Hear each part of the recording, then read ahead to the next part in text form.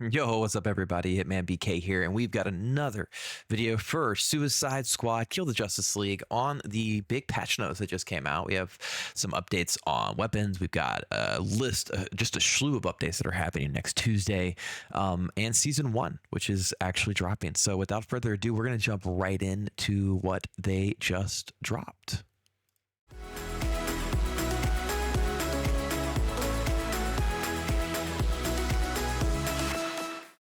Okie dokie. So if you haven't yet, make sure you guys like and subscribe. Come join the channel. Come join the FC Club. You know, we all hang out. It's a lot of fun. I love my Discord. We're all pretty chill. Yeah. Anyways, so Justice League. Obviously, I just made a Remnant video. You know, I bounce around a lot. I kind of just cover what I want.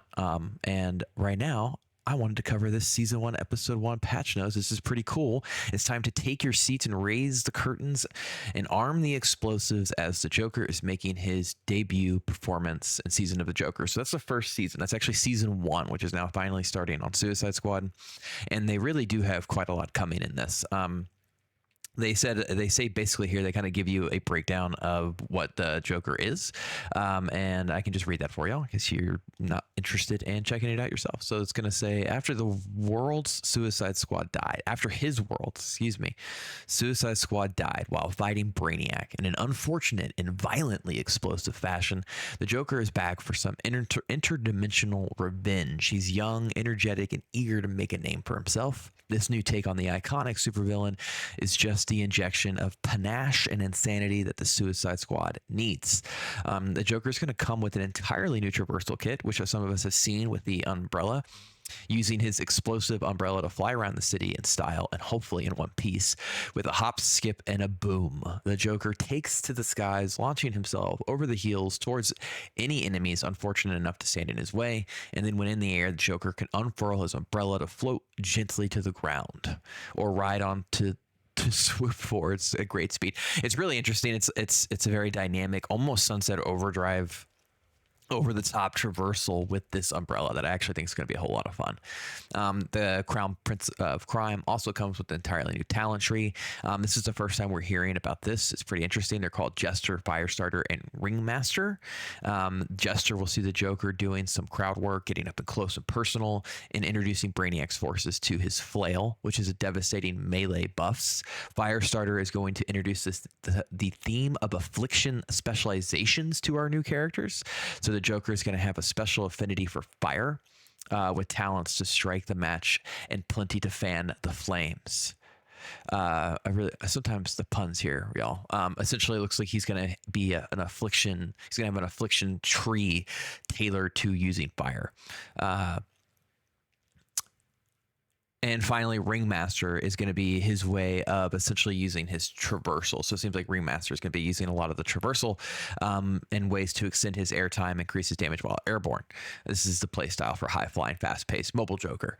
So it's pretty cool. What's a place like this doing a guy like this? This is some of the new stuff that's coming. You can see these like pictures here of what the Metropolis is going to look like. The launch of the new season means a new Elseworld to explore during incursion and mayhem missions. Season 1 will see a version of Metropolis infected with the twisted and warped mind of the Joker, creating a darkly comic reflection of the city of tomorrow. So there'll be changes actually to the Metropolis, which is really cool. Prop comedy. This is we're going to get some looks at weapons here, which honestly the weapon design in this game still is really impressive. With increasing threats from Brainiac, and Season 1 episode of the Joker will also get new legendary, notorious, and infamy set gear, which is really cool. Episode 1 is going to include a Scarecrow gear set with 3 twisted tiers based around poisoning the minds of your enemies. And it's a nightmare inducing set that can stack fear and horror on your enemies for terrifying effects. That sounds really, really interesting. It's kind of like, I think one of the best parts about Suicide Squad, honestly, is the gear. And luckily enough, it's really easy to attain that. Notorious items for this episode are going to come from a couple of iconic supervillains, including Mad Hatter, Polka Dot Man, and Reverse Flash. They'll be packed with game-changing effects, and new notorious items offer exciting build opportunities. If you played the game, you understand that the notorious weapons that are villain themed actually do add quite a bit to this, so that'll be really cool. And it's also going to launch with a brand new weapon manufacturer called Energain, which is going to be close range, high damage weapons that shoot multiple projectiles with every shot.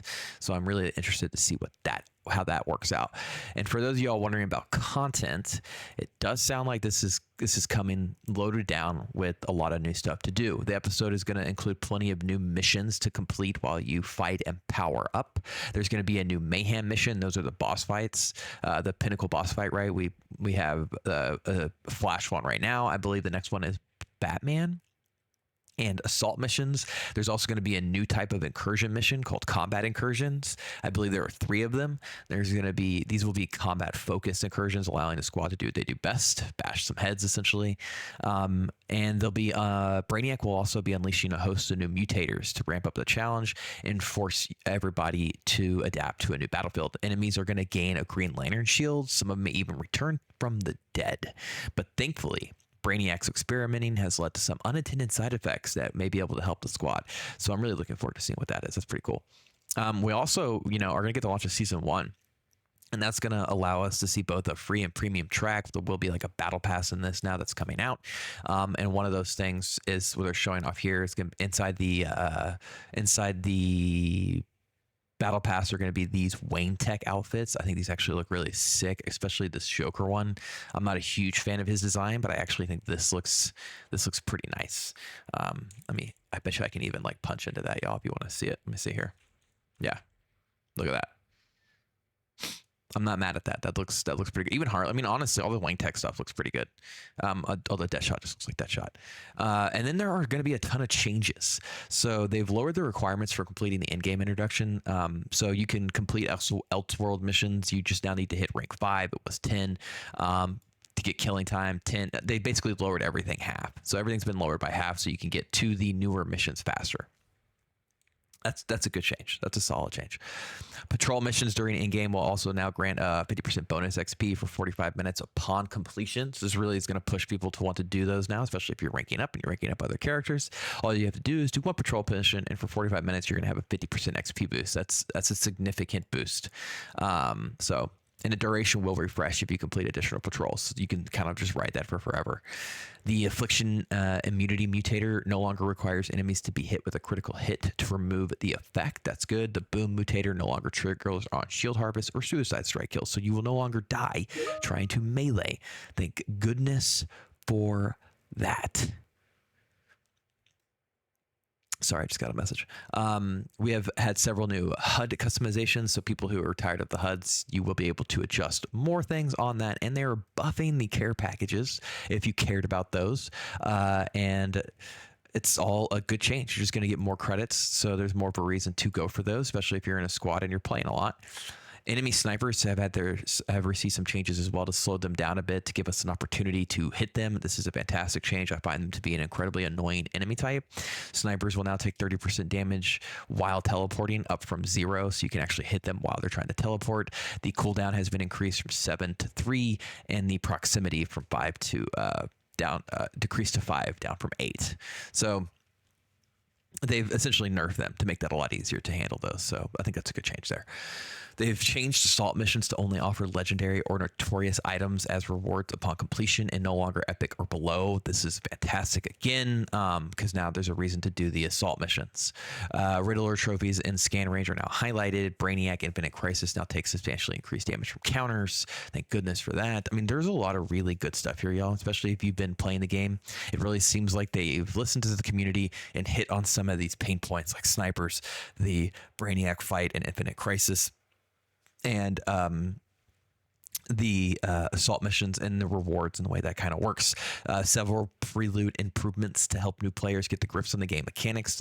Players will now be periodically reminded how to perform their respective actions. This is something for new players who don't know how to play. I hope I never see these. It looks like you can turn this off. Dynamic tutorials are no longer disabled by default after completing the pre-route. These can still be disabled, so we'll make sure you turn off tutorials if you're seeing those.